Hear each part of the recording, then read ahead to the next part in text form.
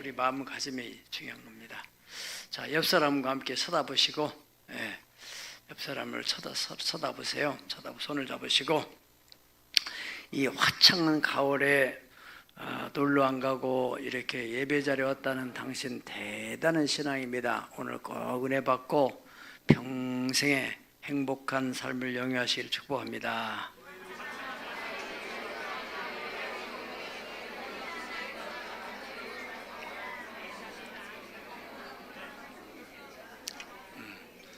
그래요. 제게 그런 마음이 들었고 아마 예수님도 그렇게 생각하셨을 거예요. 우리가 이렇게 일상적으로 살 때는 모르지만은 이렇게 밖을 나가보면은 어제 우리 이제 세대기 여행으로 우리 1차적으로 우리 캠프장에 가서 이제 예배드리고 고구마를 캐고 그럴 때는 몰랐는데 거기다 마치고 꽃제숙장 안면도로 이동을 해가지고 거기를 수목원을 가보고 또 그 다음에 또 석양 지는 그쪽에 해변이 있더라고요. 거기 사람이 많이 간다 해서 가보니까 어디서 사람들이 이렇게 많이 왔나. 수목원에도 왜 그 사람이 이렇게 많을까. 토요일도 그럴 때 주일은 얼마나 많겠어요. 그런 정말 유혹적인 그런 계절 또 그런 시대를 살아가고 있는 우리들이 이렇게 와서 예배를 드린다는 거 참 하나님이 귀하게 생각할 거예요. 그런데 여러분, 우리가 여기까지는 신앙생활을 잘 해왔는데 앞으로 5년 뒤, 10년 뒤는 어떻게 될까? 연세가 많이 드신 분들은 저도 60이 되기까지는 이런 생각을 안 하고 살았는데 나이가 좀 들고 보니까는 이제 내가 이제 세상을 떠날 날이 오고 있구나. 이것이 느껴지는 거예요. 그런 이제 남은 마무리를 잘해야지 이 생각을 많이 하게 되는 거예요. 자, 여러분도 한번 생각해 보세요. 여러분들의 지금 믿음 생활 여기까지 잘 왔는데 앞으로 5년 뒤, 10년 뒤 내가 요양병원에 들어갈까? 아니면 내가 이 노년에 내가 이 예배 생활을 정상적으로 교회 가서 안 하면은 내가 그래도 믿음을 지켜나갈 수 있을까? 그거 생각해 보셨어요? 자신도 자신이지만은 지금 우리 사회 환경이 영적으로 신앙생활에 좋은 환경이 아니에요. 너무 유혹적인 환경이 많아요. 눈만 뜨면은 놀고 즐기고 또 세상적인 여러 재미난 일들이 많은데 예배당 앉아가지고 와서 이렇게 찬송 부르고 기도하고 그냥 아멘하고 돌아가면 이게 뭐 하다 왔냐? 이것도 한두 번이지. 이게 누적되다면은 오늘은 갈까 말까 하는데 갑작스럽게 또 전화가 왔어. 야, 오늘 어디 좀 점심 먹자. 백화점 빅세일 한다더라. 그러면 이제 거기에 한 번 빠져, 두 번 빠져. 그러면 나중에 가도구만 안 가도구만 이런 상태에 신앙을 잃어버린 사람이 많아요. 저는 목사로서 하나님이 맡겨준 이 교회를 어떻게 이분들이 한 사람 한 사람 천국에 가는 데까지 돌봐줘야 되고 또 가정적으로 그래야 되고 지금 예전 같지 않고 너무 환경이 많이 바뀌었기 때문에 연말이 되면은 다 고민이 생겨요. 전도는 그만두고라도 일단은 여기에 있는 성도들이 세상에 유혹되어 낙오되지 않도록 어떻게 이 그물을 단단히 짜야만이 이 낙오자가 없을까? 그래서 그냥 있는 교구, 셀 이걸 어떻게 해야 되고 남성교회는 어떻게 해야 되고 여성교회는 어떻게 해야 되고 이 생각이 꽉 차요. 저뿐이겠어요. 목회자들의 마음이 다 그럴 거라 생각돼요. 최소한 우리는 내 자신과 내 가정의 자녀들이 다 천국을 가기를 원하잖아요. 여기 지금 와 있는 자체가 우리는 천국 가려고 와 있지. 본질은 그렇지 않습니까? 자, 우리 한번 생각해 보세요. 이 건물을 다 짓는데 정성을 들여서 건물을 졌어요, 업자가. 그런데 마지막 저 문을 달아줘야 되는데 이 사람이 이런 일 저런 일 자꾸 핑계를 대고 문을 안 달아줘요. 그동안에 너무 관계가 좋았어요. 너무 열심히 했어요. 마지막 문을 잘 안 달아줘요. 그럼 어때요? 너무 화가 나겠죠. 아, 이 사람 뒤가 그러네. 이렇게 해서 관계가 나빠지겠죠. 그래서 영구의 속담에 끝이 좋아야 다 좋다 그런 말이 있어요. 끝 마무리. 우리 인생에 있어서 우리가 신앙 여정에 있어서도 그래, 우리 아버지가 세상을 떠나는 거 보니까 우리 어머니가 세상을 떠나는 거 보니까 야, 정말 천국이 있구나. 그것만이라도 자녀들에게 보여주는 것은 큰 신앙의 유산입니다. 천만 금을 물려주는 것보다도 아주 중요한 거예요. 그런데 그렇게 열심히 믿는다고 믿었던 우리 아버지 어머니가 노년에 보니까 그냥 요양병원에서 저렇게 비참하게 인생 가는 거 보면은 정말 하나님이 계신데 어떻게 저렇게 저럴 수가 있을까? 이렇게 자녀들이 실망을 하게 된다면은 우리는 어찌 됐든지 간에 천국에 갔다 할지라도 그 자녀들이 그 길을 오겠냔 말이죠. 우리가 다른 건 못하더라도 천국에 가서 상은 못 받는 한이 있더라도 들어는 가야 돼요. 천국은 들어가야 되고, 어떻게 들어가든지 우리는 들어간다 할지라도 저분이 천국에 들어가고 있구나 하는 모습을 자녀들에게 확인을 시켜줘야만이, 자녀들이 지금은 안 믿는다 할지라도 나중에는 결국에는 돌아오게 되는 거라 이거예요. 그런 의미에서 우리가 신앙생활하는 환경이 갈수록 나빠져 가는데 내 믿음을 언제까지 지켜나갈 수 있을까? 오늘 성경 본문에 성령이 밝히 말씀하시기를 후일에 어떤 사람들이 믿음에서 떠나 미혹하는 영과 귀신의 가르침을 쫓게 되는 때가 온다. 그러면서 5장의 12절에 보면 처음 믿음을 버렸으므로 정죄를 받는다. 15절에 보면 이미 사탄에게 돌아간 자들도 있다. 제가 목회 40여 년 하면서 우리 교회에서도 미혹돼 가지고 그냥 세상으로 돌아간 사람, 이단에 빠진 사람 있어요. 생각하면 너무너무 안타까워요.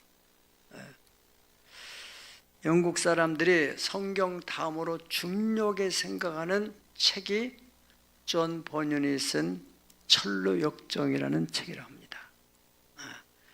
그건 성경의 복음과는, 다시 말하면 성경은 진리를 말한다면 이 진리, 곧 천국 가는 것에 대한 원리를 말했다면 예수를 믿어서 천국을 가는데, 그런데 천국을 가겠다고 예수를 믿은 신자가 일생에 천국 가는 그 날까지, 천국문에 들어가는 날 순간까지 그 과정이 너무너무 힘들다는 거예요.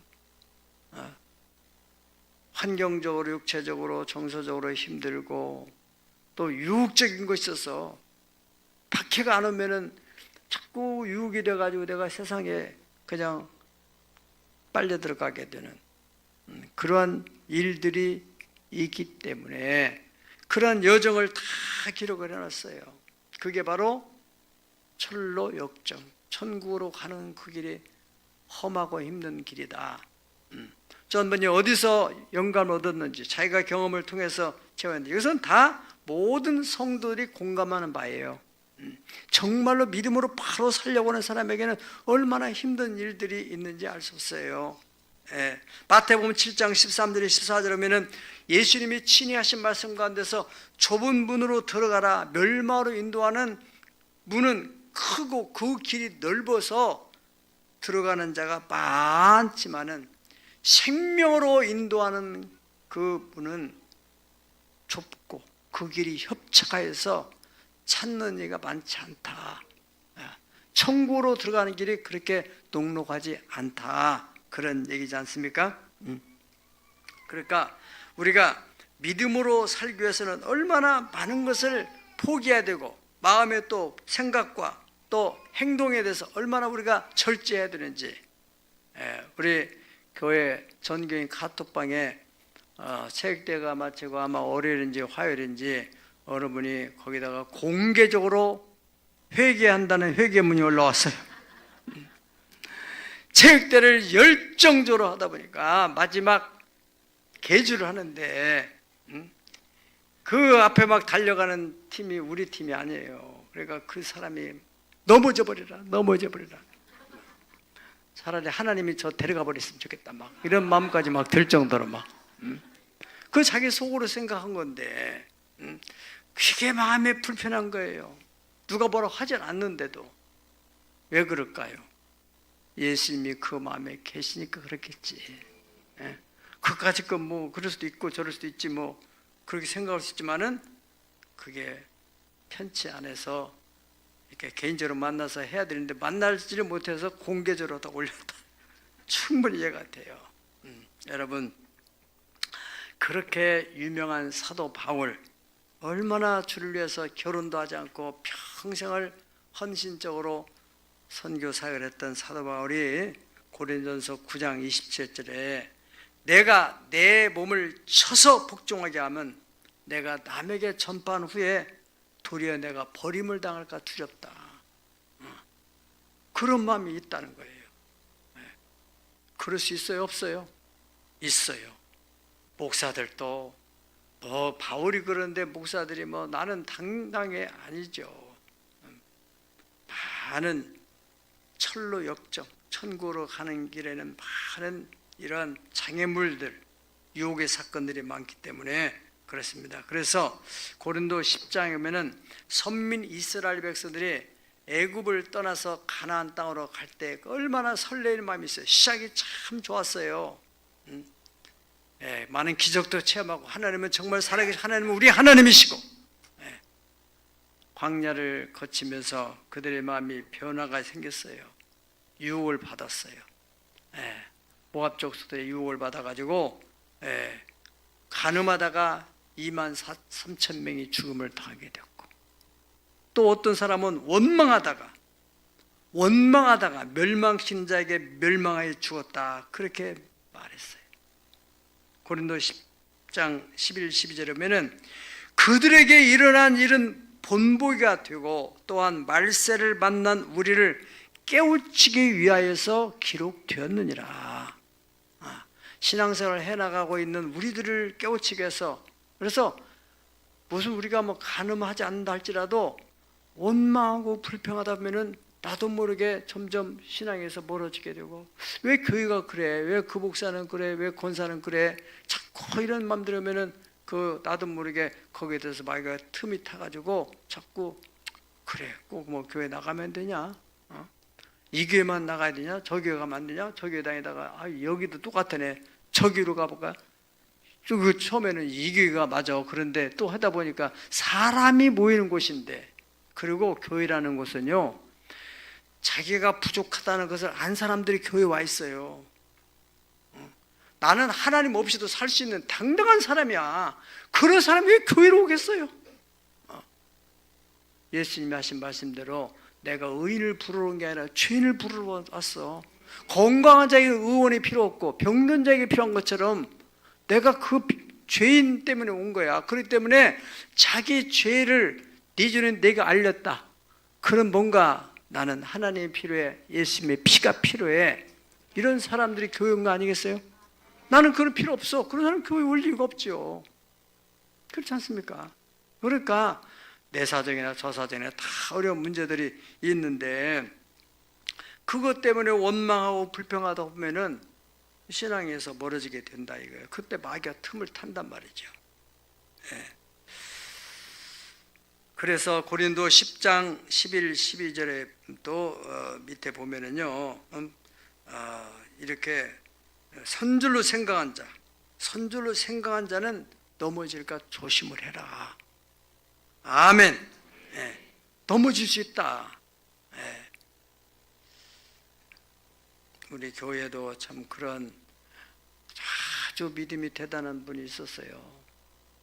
그런데도 시험에 들어서 또 넘어지는 사람 봤고, 예. 아무튼 우리 자신들도 늘 사도 바울이 내 몸을 쳐서 복종신다고 했다면은 우리가 얼마나 긴장감을 가지고 이 세상에서도 성공하는 그 길이 그렇게 많지 않잖아요. 그 세상 성공보다 천국 가는 길이 훨씬 더 어렵지 쉽지는 않아요. 예. 디모데 전서 1장 18절에서 19절을 보면은 사도 바울 선생님이 이렇게 말합니다. 아들 디모데야, 내가 네게 이 교훈으로서 명하노니 전에 너를 지도한 예언을 따라서 선한 싸움을 싸우며 믿음과 착한 영심을 가져라. 어떤 이들은 예수를 잘 믿던 사람인데 어떤 사람들은 이 양심을 버렸고 믿음에서 파손됐다는 게 뭡니까? 배가 부서져 버렸다 이거예요. 난파당했다. 목적지 항구에 도달해야 될 배가 중간에서 파손됐으니 어떻게 가겠어요? 이와 같이 천국을 목적으로 갔는데 중간에서 때려쳐. 그래가지고 때려쳐 버렸다 이거예요. 시작은 좋았는데 갈라디아서도 보면은 너희가 왜 성령으로 시작했다가 육체로 마치려고 하느냐, 누가 너희를 꾀더냐, 그렇게 말하고 있잖아요. 예. 우리는 참 이런 안타까운 마음들, 착한 양심을 가지지 않고 방종했기 때문에 이러한 결과가 왔을 것이다. 본문 1절에도 성령이 말씀하셨다는 거예요. 성령이. 그래 믿음에서 떠난 사람이 생긴다 이거예요. 어떻게 해서? 미혹하는 영 때문에. 미혹하는 영, 그리고 귀신. 여러분, 우리 교회도 총여선교회 회장을 했던 사람. 총여선교회 회장은 아무나 시킵니까? 일평생 가서 신앙생활 해도 선교회장 하기 쉽지 않은 사람도 있고, 더더구나 전체 선교를 총괄하는 회장은 보통 자리가 있잖아요. 그때 당시는 그 정도 믿음의 수준이 됐으니까 시켰단 말이에요. 그런데 어느 순간에 탁 미혹이 돼가지고 교회에서 시험들 나가더니 정상적인 교회 다니면 얼마나 좋아요. 이상한 게 빠져 들어가지고 거기서 뭐 이렇게 저렇게 뭘 먹지 말라고 해서 뭐 이렇고 자기는 이렇게 살아요. 이게 진짜 믿는 것이고 막 그동안에는 다 부정해버리고. 우리 교회에서 이게 암이 걸렸었는데 치료 기도해서 또 물론 병원에서 됐지만은 결정적으로 하나님 앞에 성도들이 기도해서 고침받고, 그 5년 뒤에 확인해 보니까 5년만 지나면 다 이게 정상으로 돌아온다잖아요. 그랬던 사람이 시험 들어가 나가서 젊은 사람인데 죽을 나이가 안 됐어요. 그런데 어찌된 일인지 세상을 떠났어요. 자, 생각하면 생각할수록 너무 마음이 안타까워요. 여기에 미혹이라는 단어가 헬라 말로는 플라노스라고 합니다. 플라노스. 형용사로 쓸 때는 변덕스러운, 불안정한, 길 잃고 방황하는, 헤매는 이런 말로 쓰였다고 그래요. 그러니까 미혹을 받으면은 사람이 불안정해지고 길 잃고 방황을 한다는 거예요. 원래 그 바른 길로 목적지를 가다가 길을 잃어버려요. 내비를 따라가다가 내비가 어느 순간에 끊겨 또 뭐 전 빠뜨려 나가. 그리고 이게 뻥 하게 되면은 어디로 가야 되지? 믿음 생활을 잘해서 이 길로 천국을 하는 길이다라고 생각하던 사람이 어느 순간에 이게 뭐야? 길을 잃어버려. 그래서 주일날 교회 오는 것도 잊어버리고 그냥 돌아다니는 거예요. 방황한단 말이죠. 그래서 명사로 쓸 때는 이 플라노스가 방랑자, 불황자, 속이는 자, 사기꾼 그렇게 쓰였다고 그래요. 정리하게 되면은 미혹을 받으면은 길을 잃고 방황하는 사람이 된다는 거예요. 그렇기 때문에 예수님께서도 예수님의 재림이 가까울 때 종말의 현상에 대해 말씀할 때 마태복음 24장 4절 5절, 마가복음 13장 5절 6절, 누가복음 20장 8절 보면은 미혹을 받지 않도록 주의해야 된다 그렇게 말씀하셨어요.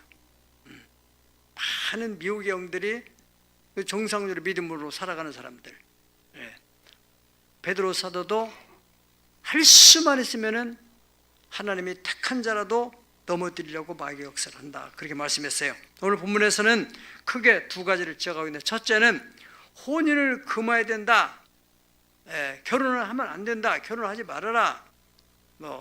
그때도 그러고 지금도 그런 사람도 있고,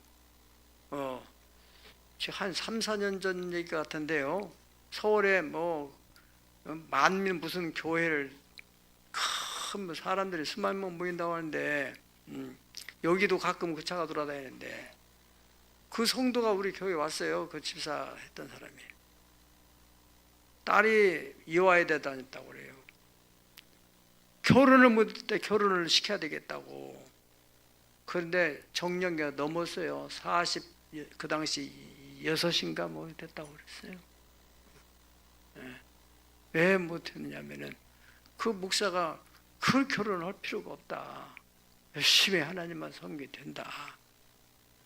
그거 잘못된 거죠. 그 사람이 무슨 독신 은사가 있다면 할 수 없지만은, 아니 멀쩡한 사람을, 그런데 그 사람뿐 아니라 그 교회 청년들을 다 결혼 못하게 하고 이래가지고 어떤 문제가 되고, 그 목사는 또 교도소에 들어간 사건도 생기게 됐는데, 여러분 기본적으로 하나님께서는 창세기에 인간에게 명령한 것은 생육하고 번성하고 땅에 충만해라. 결혼을 해도 지금 아기를 안 낳는 판인데 결혼까지 안 하면 어떻게 돼요? 결혼을 했으면 꼭 아기를 낳아야 돼요.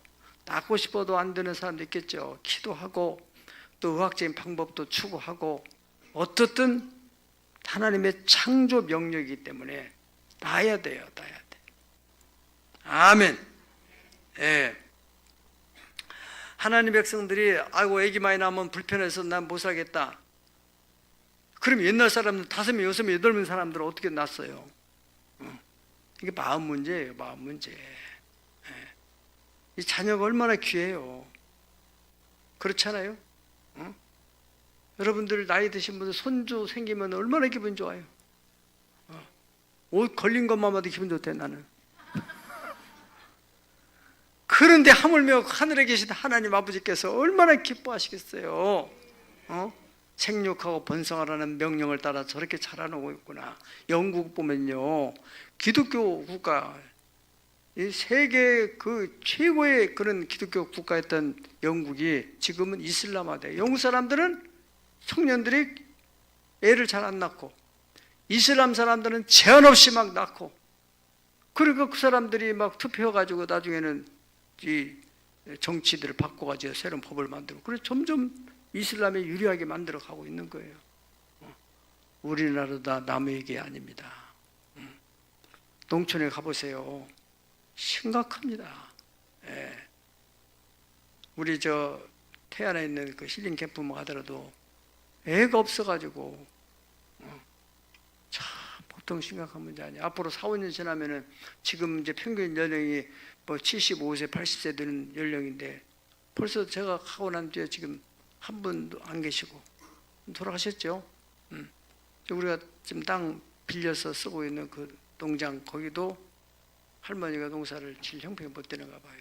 지금 이제 인천에 계신다고 하는데, 여러분 몽골이 우리가 아신 대로 세계를 지배하던 대제국이었었는데 지금 우리 남한의 15배입니다. 땅 면적이. 인구는 350만이에요. 이 징기스칸 손주 때에 가서는 중국의 그 베이징을 그 사람들이 건설했다고 그래요. 그런 대단한 나라였는데 어떻게 해서 저렇게 됐냐. 일단은 이제 힘이 없어지면서 중국이 생각해 보니까 이 사람들 일어나면 또 우리도 힘들어져.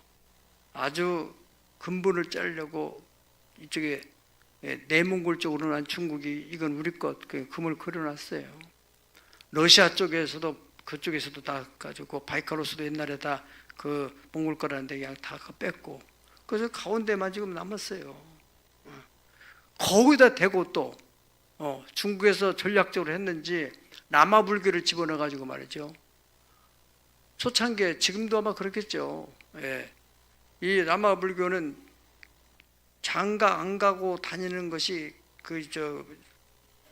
중으로 들어가는 것이 굉장한 영광으로 사람들의 사회적으로 풍토가 그래도 있어가지고 빨간 그 뭐 도복 같은 거 승복이죠. 그런 거 입고 맨발로 그냥 이렇게 도로에 다 사람들이 비켜주고 막 그러더라고요. 아니 젊은 애들이 장가를 가야 아기가 나서 이렇게 인구가 늘어날 텐데 그렇지 않아도 다 뺏기고 좁은데 이 사람이 인구가 안 늘어나니까 나라가 발전할 수 없는 거 뭘 만들 수가 없어요. 그러니까 원자재 거기서 원유도 나오는데 그거를 다 중국에다가 팔아가지고 거기서 전기 또 기름 쓰고 러시아에 또 전기 끌어다 쓰고 이러니 뭐 어떻게 할 수가 없는 거예요. 우리나라도 정말 인구 문제 이거 심각한 문제입니다. 우리 정치인들이 그렇게 인구 때문에 뭐 정책을 세우고 수십조를 갖다가 거기다 쏟아 부은데도 해결을 지금 못하고 있는 건 사실이잖아요. 그런데 거기에 교회에서까지 애기 낳는 것을 자꾸 제한하고 엉뚱한 그런 얘기를 하게 되면 되겠어요. 자, 그래서 우리가 이 절대로 시집가면 안 된다. 뭐 예수님이 금방 오니까 그 양장 살아라. 그건 절대로 아니다. 스피노자 말대로 내일 종말이 오더라도 시집 보내고 장가 보내고 자녀도 낳고 아멘. 네. 두 번째로는 음식 문제입니다. 음식 문제. 3절에 그랬죠. 혼인을 금하고 어떤 음식물은 먹지 말라고 할 터이나 음식물은 하나님이 주신 바니 믿는 자들과 진리하는 자들이 감사함으로 받을 것이다 그랬습니다.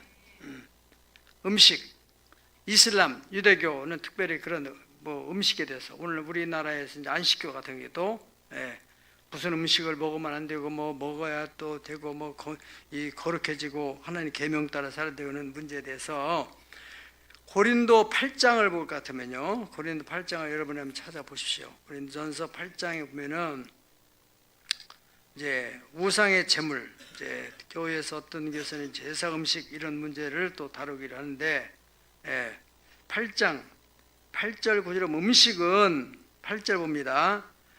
우리를 하나님 앞에 내세우지 못하나니 우리가 먹지 않는다고 해서 더 못 사는 것도 아니고 먹는다고 해서 더 잘 사는 것도 아니니라. 그런즉 너희의 자유가 믿음이 약한 자들에게 걸려 넘어지게 하는 것이 되지 않도록 하라.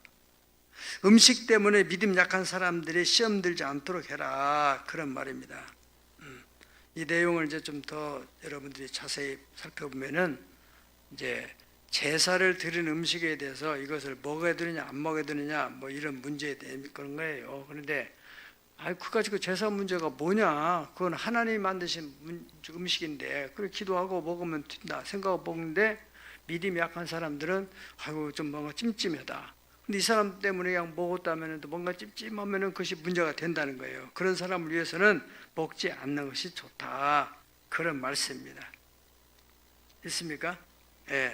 7절에도 11절에도 12절에 그러니까 7절 11절에 보면은 그러면 네 지식으로 그 믿음이 약한 자가 멸망하나니 그는 그리스도께서 위하여 죽은 형제라. 네 지식 때문에 그 사람이 문제되지 않겠느냐. 그래서 12절 다 읽어봅시다. 시작. 이같이 네가 형제에게 죄를 지어 그 약한 양심을 상하게 하는 것이 곧 그리스도에게 죄를 짓는 것이니라. 아멘. 10장으로 가겠습니다. 고린도전 10장.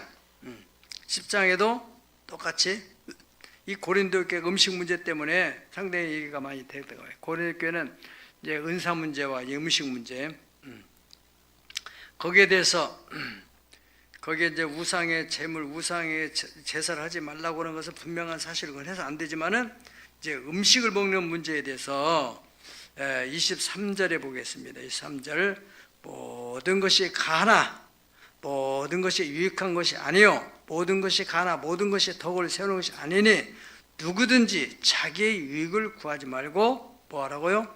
남의 유익을 구하라. 당시에는 지금도 우리가 선교지에 가게 되면은 후진국에는 이게 농산물을 생산하잖아요. 과일이나 채소 같은 거 생산하고 나면은 이거 잘 팔리게 해달라고 제사를 드려요. 우리도 옛날에 시골에서 그런 또 이렇게 상품이 나가려면 제사 드리는 데가 있어요.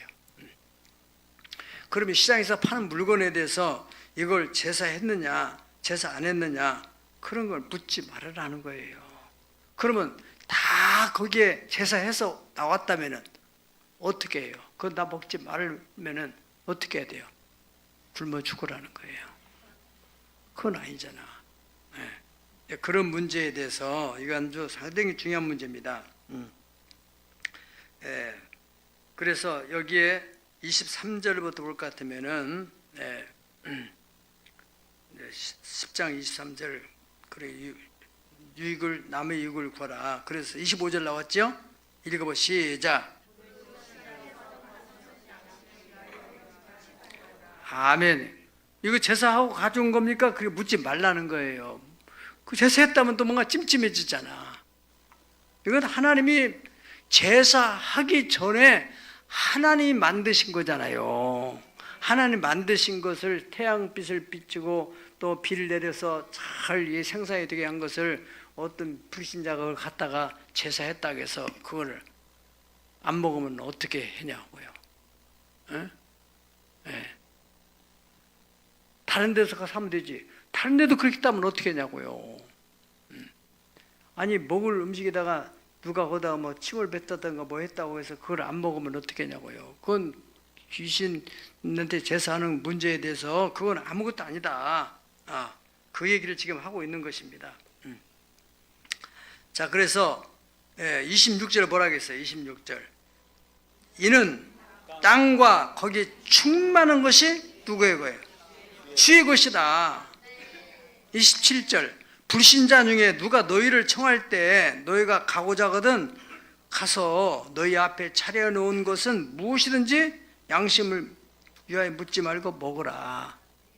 다 그래서 기도하고 이거 제사 음식이에요? 바친 거예요? 안 바친 거예요? 그거 물어보고 그렇게 하지 말라는 거예요. 내가 어디 가서 보니까 막 다 제사 바쳤다 해서 나는 안 먹었어. 그게 뭐예요? 나는 이렇게 거룩하게 살고 싶어하는 사람이야. 나는 이렇게 경건한 사람이야. 이제 그런 얘기예요, 다. 그래서 이것은 덕에 대한 문제지 이런 것에다가 초점을 맞추지 말아라. 덕. 오늘 본문에서 이제 이 모든 것을 자 고린도전서 8장과 10장에 있어서 종합적인 결론이 사도 바울 선생님께서 오늘 4절 5절 하나님께서 주신 모든 것이 다 선함에 어떻게 먹어요?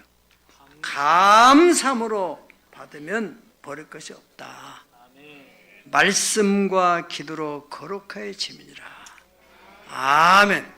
예수님께서는 마지막 마태복음 28장에서 선교지 가서 정말로 믿음으로 하나님 나라 확장하는 데 사역하는 데 있어서 독을 마실지라도 해를 받지 않도록 하나님이 지켜주신다. 아멘. 그렇게 말씀했잖아요. 이제 마지막으로 우리가 일평생 믿음에서 떠나지 않고 미혹받지 않기 위해서는 어떻게 해야 되느냐. 따라가 봅시다. 율법적인 경건보다는 복음적인 경건을 훈련하라. 아멘. 우리 모든 거듭난 성도는 그 영적 본능이 있어요. 그게 뭐예요? 거룩하게 살고 싶은 거예요. 하나님 뜻대로 살고 싶은 거예요. 마음도 생각도 행동도 말도 이제는 정말 이렇게 바르게 해야지. 그런 마음이 다 있는 것이 정상이에요. 누가 하나님이 그 마음을 그런 주는 거예요. 예전에는 막 되는 대로 말하고 되는 대로 성질을 부리고 그런데 이게 불편한 거예요, 마음에. 왜? 내 안에 계신 성령님이 기뻐하지 않으니까 마음이 불편해요. 그래서 사과를 하고 이렇게 또 서로 관계도 회복하고 하는 거 아니겠어요? 그러니까 우리가 율법에서는 뭐를 하지 않으므로 경건, 그러면 되는 대로 살아가는 거 아니잖아요. 경건이 중요한 거예요. 경건. 예. 그래서 오늘 여기 4장의 이제 4장의 전체적인 내용은 경건이 주제입니다. 4장의 주제는 경건, 거룩하게, 하나님의 자녀답게. 할렐루야. 예. 그러니까 율법적인 경건은 뭐냐면 어떤 것을 하지 아니함으로 거룩해지는 것이라면은 복음적인 경건은 하나님이 기뻐하는 일을 행함으로 거룩해진다. 아멘. 할렐루야. 그러니까 우리는 거룩하게 살려고 어떤 거 안 하려고 자꾸 이렇게 조심하는 것보다는 하나님이 기뻐하는 어떤 일을 하려고 노력을 하라는 거예요. 예수님의 안식일 관 때문에 안식일. 유대인들에게는 안식일을 철저하게 지켜라. 이게 바로 계명이잖아요. 십계명 안에도 있잖아요. 그런데 왜 예수님은 안식일에 꼭 병을 고치시냐고. 그러니까 유대인들이 싫어하는 것, 성경에서 하나님이 그 엄히 명하고 그 613가지의 그 율법 가운데서도 다 축약해서 10가지로 딱 모아놓은 거기에 중에 10가지 십계명 중에 바로 안식일을 기억하여 거룩하게 지키라는데, 누가복음 6장 8절에 11절에 보면은 예수님께서 안식일에 병자를 고쳐요. 고치니까 왜 안식일에 왜 이렇게 일을 했나? 노동법에 걸리는 거죠.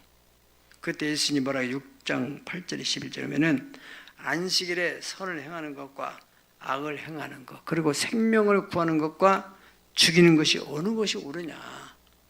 안식일에는 아무것도 하지 않으라는 그 안식일의 정신, 우리가 법의 정신이 있잖아요. 법을 처음에 제정할 때 정신이 있는 것처럼. 안식일의 정신은 하나님의 자녀가 하나님이 기뻐하는 일을 할 수 있도록. 그래서 또 요한복음 5장 16절에서 17절에 보면은 베데스다 연못에 38년 동안 그 병들었던 사람을 또 예수님이 안식일에 고치시는 거예요. 가서. 그래서 이 사람들이 막 또 항의하고 왜 안식일에 이 환자를 고쳤냐 뭐 이렇게 또 시비를 건단 말이에요. 그러니까 거기에 요한복음 5장 16, 17절에 보면은 그러므로 안식일에 이런 일을 행하신다여 유대인들이 예수를 박해하게 된지라. 예수께서 그들의 이르시되 시작. 아멘. 아버지께서 일하시니 나도 일한다. 그렇게 말씀했어요.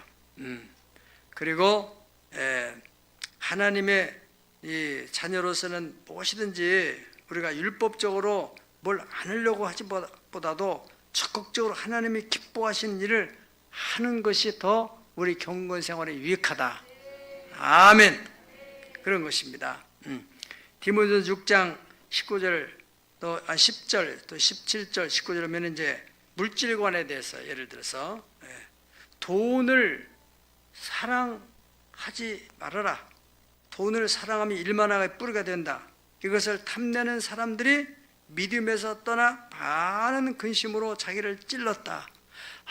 그러니까 돈을 벌어서는 안 되는구나.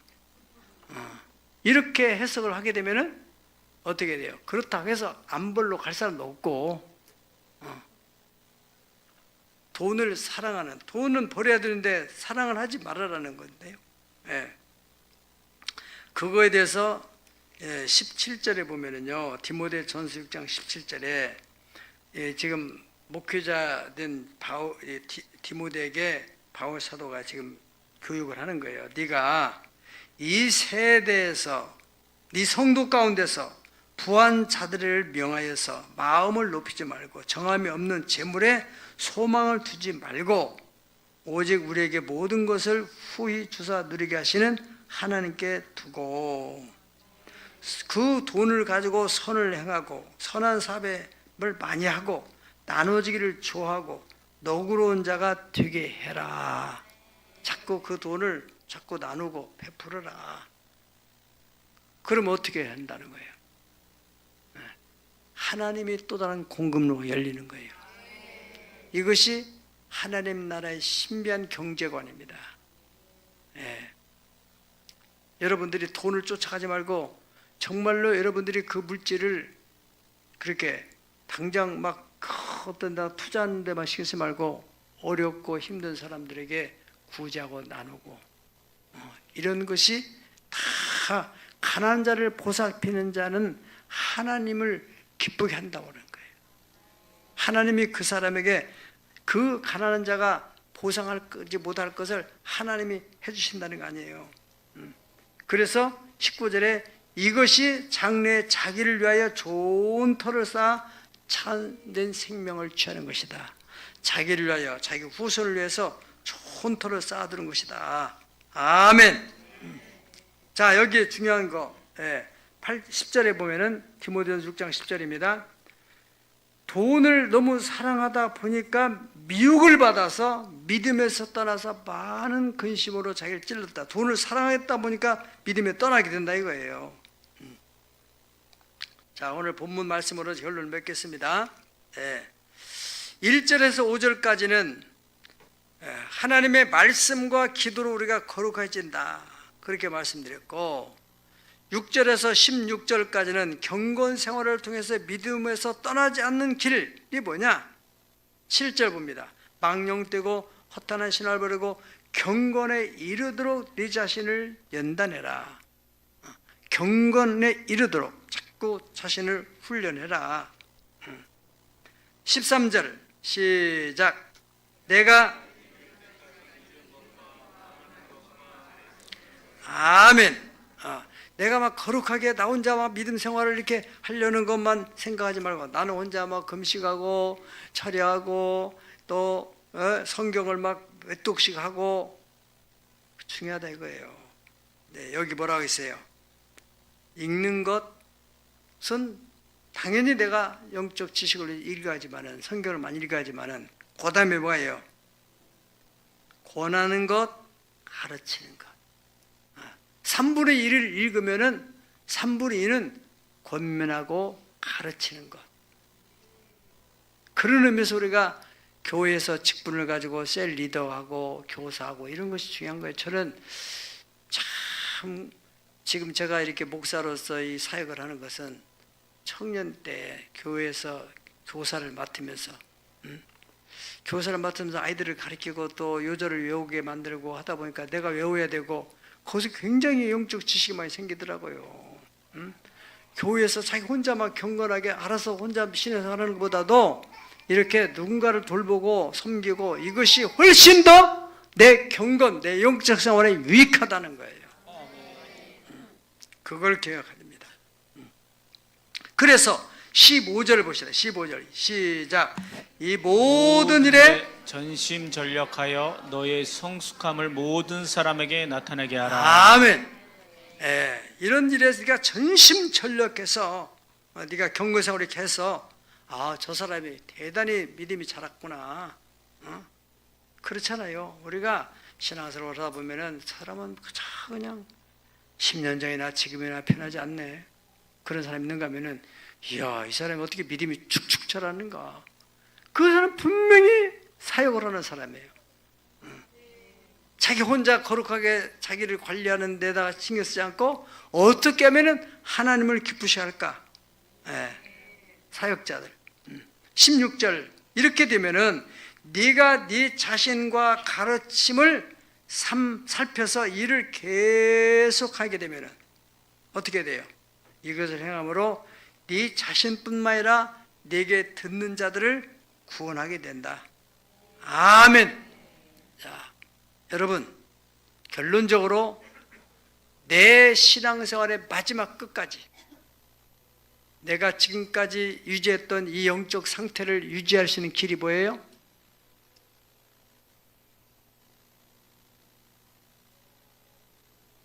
경건하게 사는 길이 뭐예요?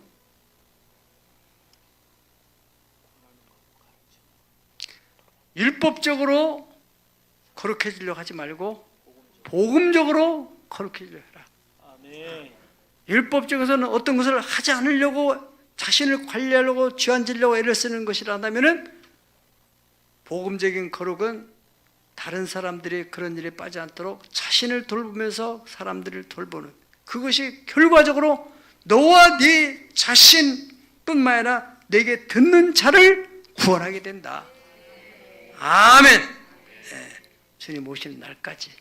여러분 죄송합니다마는 저는 정말로 은퇴를 하더라도 계속 교회 밖에서든 어디서든 이 사역을 하려고 하는 거예요.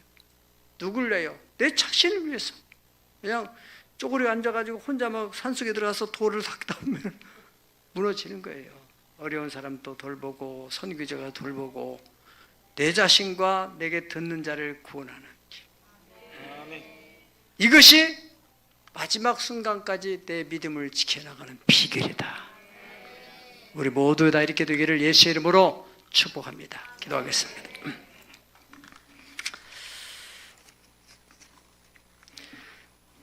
다 같이 오늘 말씀을 생각하면서 하나님, 정말로 이 사역하는 것 거룩하게 되고 미혹받지 않고 또 시험에 빠지지 않고 하는 것들이 무엇인지, 이것은 끝까지 내가 하나님이 기뻐하는 일을 하는 것이라는 것을 명심하고 이 사역의 끈을 놓지 않도록 은혜를 주시옵소서. 기도하십시다. 아버지 하나님, 오늘도 은혜의 보좌에 나왔습니다.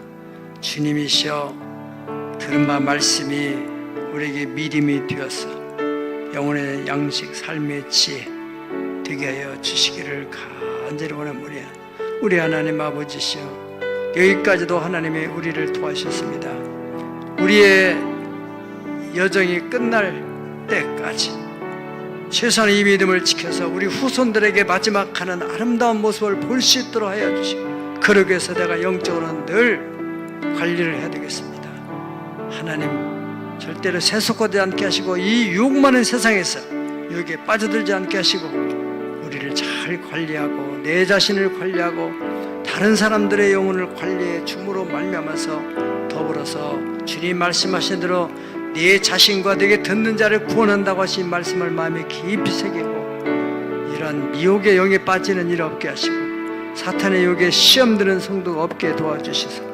끝까지 내가 선한 싸움을 다 싸우고 나의 달려갈 길을 마치고 믿음을 지켰다고 그렇게 우리도 고백할 수 있는 그날 오게 하여 주시옵소서. 감사합니다.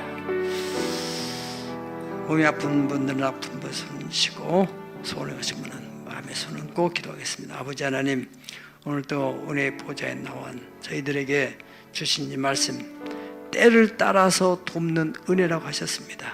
하나님, 우리 주변에서도 그렇게 열심히 있다가 중간에서 낙오되고 미혹하는 영과 귀신의 가르침에 빠져있는 사람들도 있습니다. 아버지, 나는 절대 그 일의 대상자가 아니라고 교만의 생각을 갖지 않게 하시고 선줄로 생각은 넘어질까 조심하라고 하는 말씀을 마음에 새기면서 내 자신을 지키는 길이 하나님이 기뻐하는 일을 지속적으로 해나가는 길이라는 사실을 오늘 깨달았사오니 이 숨이 멎는 순간까지 주님이 주신 사명 잘 감당할 수 있도록 은혜 주시옵소서. 몸이 아픈 자를 위해 기도하오니 이 시간에 어제나 오늘의 영원토록 동원하신 그리스도의 보혈의 권세와 능력으로 역사해 주셔서 하나님 아버지, 병든 부분들이 십자가의 대속의 은총으로 완전히 치유되고 회복되게 하시고 이곳에 나오기보단 살아난 성도들 연장의 현장에 주님이 찾아가시고 역사하시고, 하나님, 제가 책찍에 맞음으로 너는 나음을 받았느니라는 약속의 말씀을 믿음으로 취하게 하시고 믿음대로 되어가시는 주의 말씀으로 회복의 역사를 경험하게 도와주시기를 간절히 빌고 원합니다. 우리의 마음속에 소원이 있습니다. 먼저 그 나라와 그 일감이 이 모든 걸 너에게 더해 주리라 하셨사오니 하나님 아버지여, 주님이 기뻐하시는 들을 찾고 그 일에 순종해 나감으로 남아서 내가 그렇게 걱정하고 염려했던 바를 하나님이 단번에 해결해 주시는 그 놀라운 역사를 경험하게 도와 주시옵소서. 오직 나의 의인은 믿음으로 말미암아 살리라 하셨습니다. 믿음, 그 믿음을 보시고 역사하시는 주님이시여, 오늘도 들은 바 말씀을 믿음으로 취했사오니 주님이 역사해 주시고 영광을 나타내 주시옵소서. 예수님 거룩하신 이름 받들어 기도 올려옵나이다. 아멘. 아멘. 다 같이 찬송가 380장 드리면서 준비하신 예물을 하나님께 봉헌하겠습니다.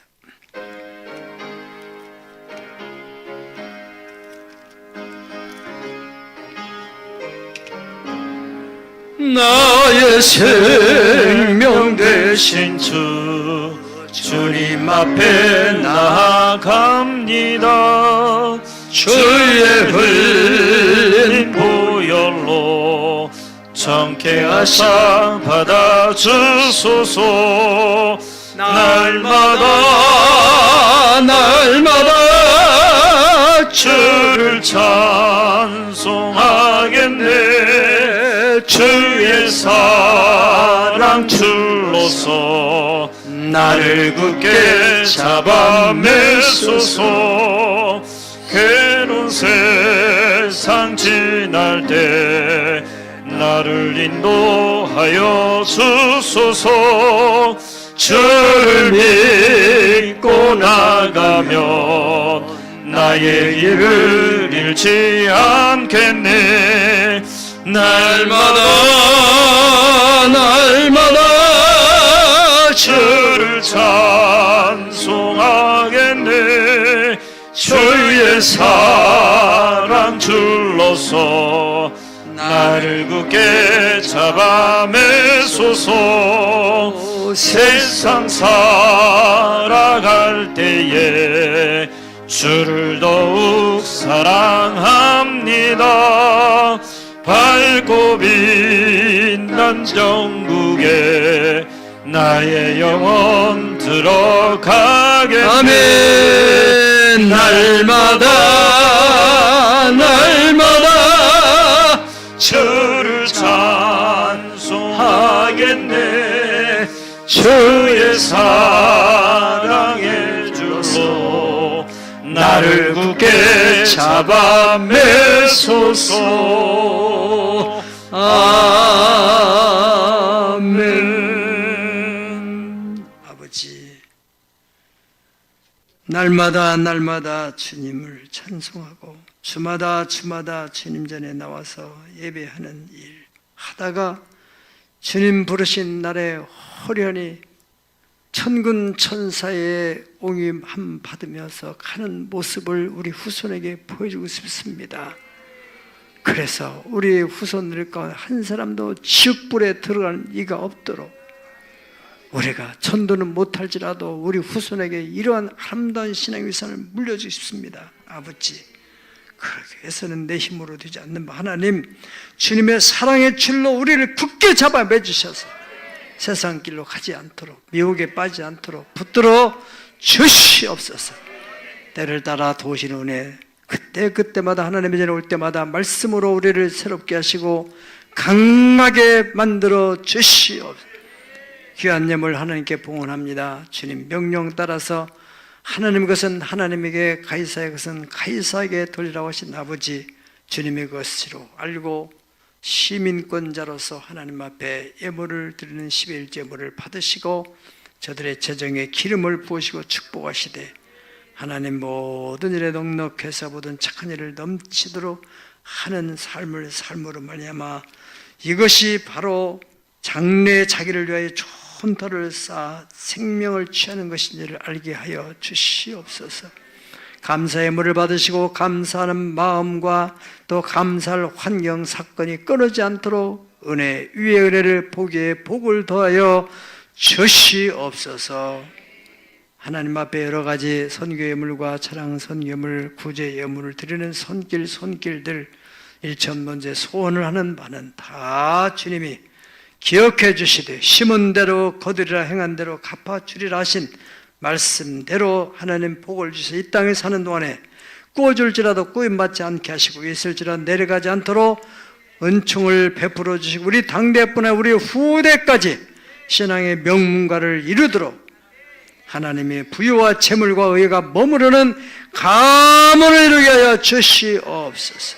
이제는 우리 구주 예수 그리스도의 은혜와 우리 아버지 하나님의 사랑과 보혜사 성령님의 역사하심이 오늘 주님의 말씀을 듣고서 믿음에서 떠나지 않는 그 믿음의 생명길을 주님 오시는 날까지 가기를 결심하고 가는 우리 새역사 장조 가족 심령 위에 이제로부터 영원 무궁토록 함께해 계실지어다. 아멘.